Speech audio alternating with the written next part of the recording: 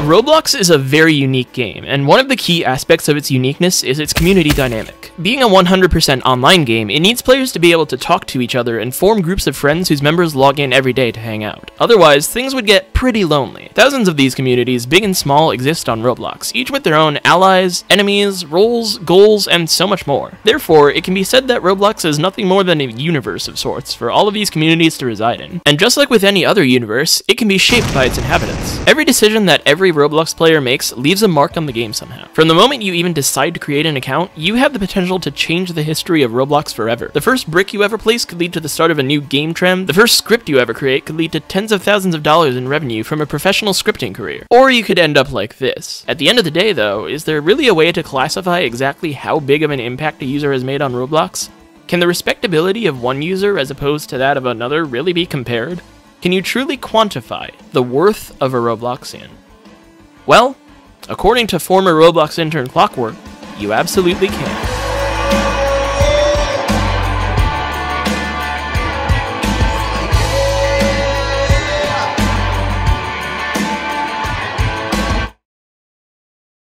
The year was 2007, and Roblox was still very much under development. In April of that year, hats hadn't even been released yet, and classic t-shirts were barely out. The only parts that existed were blocks, spheres, and heads, and the amount of accounts on the site had only just crossed over 20,000, which may sound like a lot, but in terms of online video games, not so much. Simply put, aside from simple gameplay, there wasn't a lot to do yet. So how could Roblox keep its community entertained when there wasn't much to entertain them with? The answer was contests. Now, I'm not talking about the conventional building contests that we've covered on this channel in the past, because those were extremely streamlined and had a dedicated webpage to handle them that wouldn't even be conceived of until years after 2007. These early contests were experimental, bare bones, and yielded a wide variety of prizes, most of which would come to be considered stupidly overpowered as the years went on. You never knew what you would be competing for, but one thing was for sure, it would always be well worth your time. During the Homestead Furniture Making Contest, for example, the prize was having a model you made be spawned in by default in all starter places from then on, and getting a customized character, which back then was similar to getting a hat made exclusively for you. During the Wonders of the World contest, the prize was Roblox mailing you a customized real-life t-shirt with your submission on it. And during the Billboard Building contest, the prize was a lifetime membership to a secret in-development feature that would grant you exclusive perks, like the ability to have 5 public games on one account, access to other unreleased test features, a special official Roblox badge, and more. This feature was referred to as Builders Club,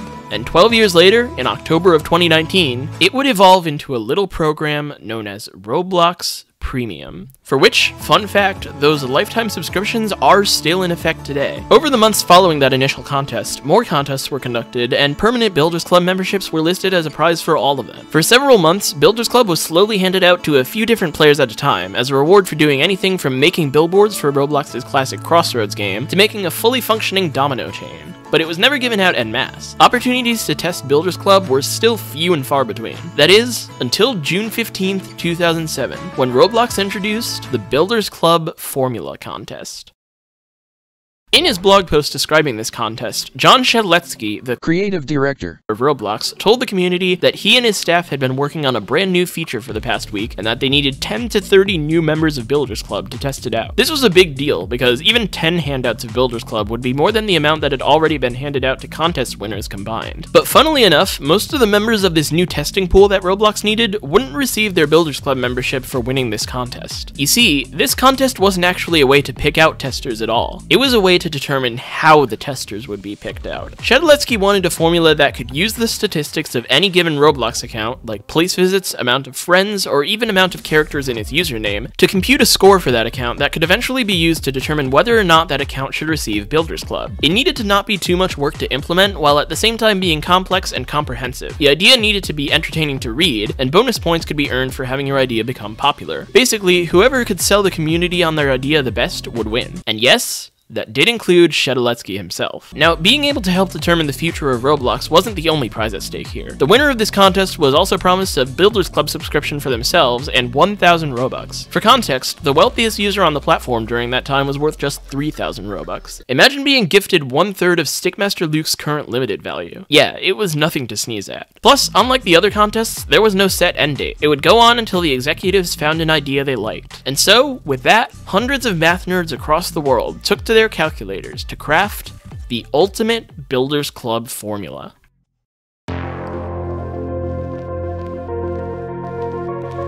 Many submissions for this contest were posted, and even though many of them are now lost due to the closure of Roblox's official forums, some were thankfully saved by forum archiving websites. The majority of the submissions were quite simple, usually amounting to simply adding, subtracting, multiplying, and dividing random statistics together. User Connorbert suggested number of official Roblox badges you have, minus number of times you've died in-game, plus number of posts to Roblox's official forums, minus amount of Robux you own, plus number of place visits you've gotten, minus the amount of official Roblox badges you don't have. User R14 suggested simply adding together a player's number of place visits, friends, official Roblox badges, and posts to Roblox's official forums. User Burger King suggested adding together all of the kills a player has made in-game, the number of place visits they've gotten, and the amount of friends they have divided by the amount of Robux they have, times the amount of hats they have. Regardless of the stats they used, the one through line with almost all of the submissions I was able to recover was that they all either outright didn't meet Shedaletsky's expectations for submissions, or seemed very randomly and lazily thrown together. It may have been a bad idea to ask a platform largely made up of 10-year-olds to perform statistical analysis. In fact, out of all the submissions I saw, only two stood out. The first came from former administrator and then forum moderator, Mr. Doombringer. His suggestion was, well, let's just say it was a good suggestion. It involved weighted numbers, negative exponents, and a multi-step categorized process, as well as a lengthy explanation of why he thought his formula was the best that made it obvious that lots of thought and revisions had gone into it. Using an alternate account, Telemon, Shedaletsky responded to this post saying that he loved it and that the best part is that the people who don't get BC won't know what to whine about if we use this formula. And he was right, because literally no one could figure this thing out. However, on the same day Mr. Doombringer's idea was posted, another idea was put forward. An idea that would gain even more traction in the community than Mr. Doombringer's, and ultimately proved to be an even better answer to Shedaletsky's prayers.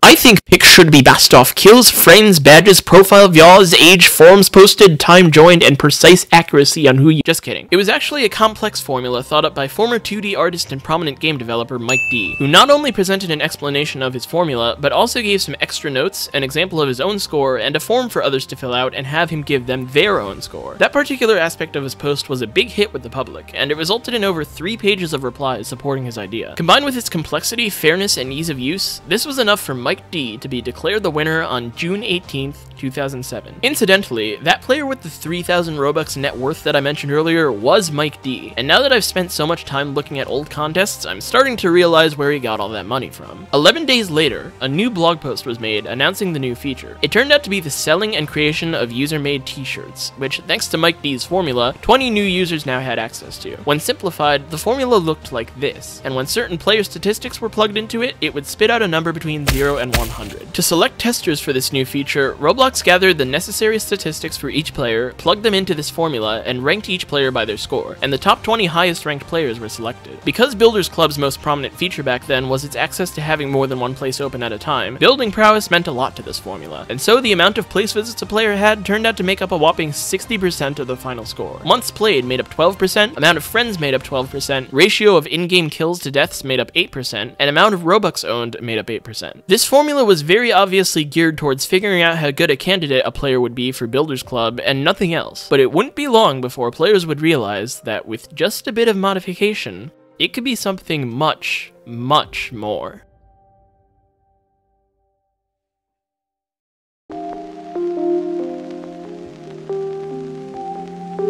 While all of the Builders Club related hubbub was going on, a brand new member of the Roblox staff team was settling into his position. His name was Alex Quach, better known as Clockwork. Clockwork began a summer internship at Roblox around May 30th, 2007, just a little under a month before the Builders Club formula contest happened. Through hard work and dedication, he quickly became friends with Shedaletsky and the rest of the team, and grew to be beloved and respected by the rest of the community. In addition to his regular programming duties, he interacted with others frequently via blog and forum posts, helped organize contests, and even designed his own hats. Needless to say, he had a lot of fans. So much so that he decided to create a website for them. The site was aptly called alexquach.com, and it launched on August 20th, 2007. Its main function was as a blog that Clockwork could use to talk about anything and everything that was interesting to him. However, this site wasn't just for blogging purposes. If players visited Clockwork's Roblox profile, which many did, they would find in his About Me blurb a hidden subdirectory of the site not advertised on the main page.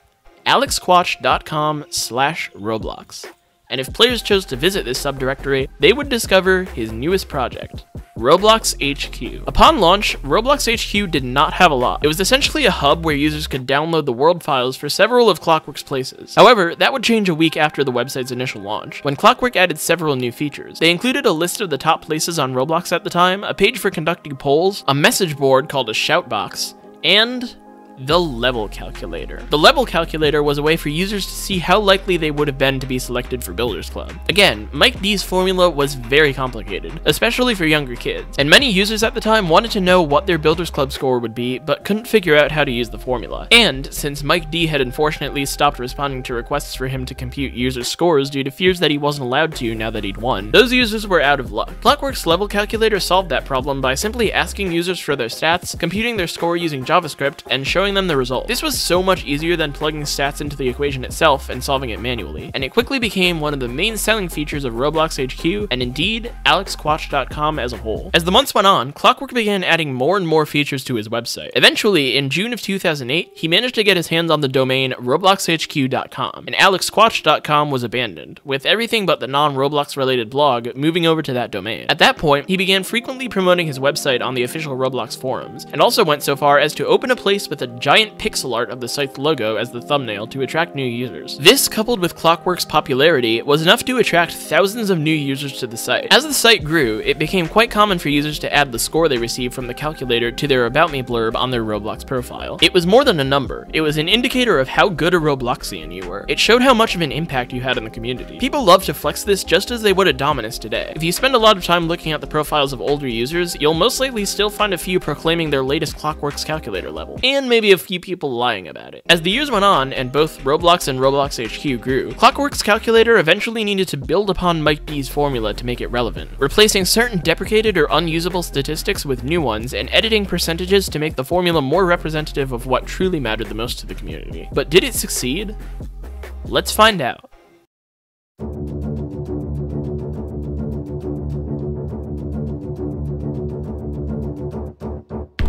According to Mike D himself, his scores can have maximums of 60 points from building ability, 12 from time with Roblox, 12 from popularity, 8 from fighting, and 8 from Robux. And when you look at his formula, it's pretty easy to see how he achieved those numbers. Each of these big expressions creates a decimal number between 1 and 0, and when each of those decimals are multiplied by any maximum amount of points, the result is how many points out of that maximum number the user receives in the particular category they're trying to calculate. Basically, the bigger these numbers are, the more their category matters. Clockwork never publicized the math he used to calculate scores on his calculator, but if we visit the last functional capture of it on archive.org and look at the developer console, we find this file, and if we scroll down a bit, bingo. All of Clockwork's secrets. CIA, if you're watching, give me a call. As you can see, Clockwork's formula is pretty different from Mike D's. Firstly, as Clockwork describes on the webpage, amount of Robux owned is replaced with amount of forum posts made. This was apparently because in Mike D's formula, Robux was only being used to track how often a user logged in, and once the now defunct free-to-earn currency Tix entered the picture on August 2nd, 2007, it became much harder to do that. Secondly, Clockwork seems to have added profile views as a measured statistic, which offsets the amount of points each statistic gives to the final score considerably. Place visits are now worth 50 points, months played are worth 15, profile views are worth 15, friends are worth 10, KO to wipeout ratio is worth 10, and forum posts are worth 5. Finally, in Clockwork's formula, place visits and KOs seem to be slightly watered down. While Mike D's formula divides place visits by 5,000, Clockwork divides them by 25,000, meaning that one place visit in Clockwork's formula is worth just 1/5 of a place visit in Mike D's formula. Similarly, KOs in Mike D's formula get divided by 70, while in Clockwork's formula, they get divided by 90. This was most likely to account for inflation in those areas as more players joined Roblox. To compare how reasonable each of these formulas are, I selected an archive of a certain user's profile from 2007 that still had all the necessary statistics on display, except wipeouts, which I had to get from a blog post about them because for some reason those are invisible in archives, and Robux, which I just estimated by the value of the hats he owned, and fed them into both formulas. The results?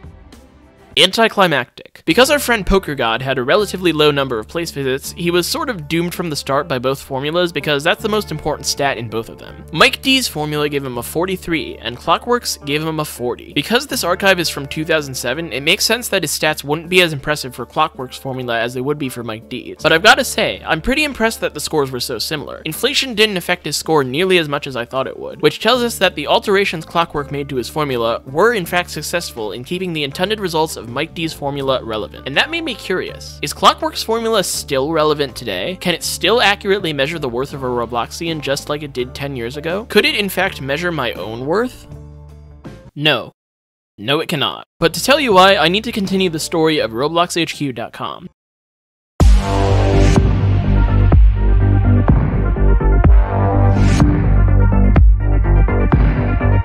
You might be wondering why you've never heard of Robloxhq before if it was so popular back in the day. Why does no one speak of it anymore? Well, as the years passed, Robloxhq began to gain a reputation on Roblox as a bit of a dangerous place. On July 11th, 2008, Clockwork added forums to the site, and unlike the official Roblox forums, Robloxhq's forums allowed swearing and mature topics, which fans of the site heavily took advantage of. It got to the point where Clockwork had to place a disclaimer above the main forum page that read, "Warning, this forum may be unsuitable for little kids. If you think you're a little kid, please keep that in mind. Thank you." Obviously, to people who have the mental maturity for them, topics like the ones I'm showing you now are perfectly fine to discuss. But to the many young children on Roblox who would stumble across them accidentally after checking their level on Clockwork's calculator, they were an affront to their eyeballs. Meanwhile, for fans of the site, the frequent insults only caused them to relish the privileges it gave them even more, causing it to become more and more mature as the years went on. This went on until late April of 2011, when things finally reached a breaking point. According to the Roblox wiki, a user called I Like Mudkips sent an explicit photo of his body on the forums, which user Sir Jamster proceeded to copy and send to all of his friends on the video game purchasing platform Steam. Even though there were very clear rules against things like this, and the image was most likely deleted within minutes of it being posted, this still caused massive amounts of drama. Even worse, this incident happened at the same time that the forum's database started getting too big, and Clockwork had to constantly deal with complaints from the company hosting it. With mounting pressure from the Mudkips incident, the database holder, and real-life struggles and side projects, Clockwork had no choice but to abandon Robloxhq altogether. On May 1st, 2011, the forums were shut down permanently, and Clockwork stopped updating and interacting with Robloxhq entirely. Although the level calculator, place reviewing system, and many other beloved features remained active, without a way to communicate with other users, there wasn't really much to keep coming back to the site for, and it stagnated rather quickly. By 2013, it was known as nothing more than a legacy website, and at some point between February and April of 2015, Clockwork's ownership of the Robloxhq.com domain expired.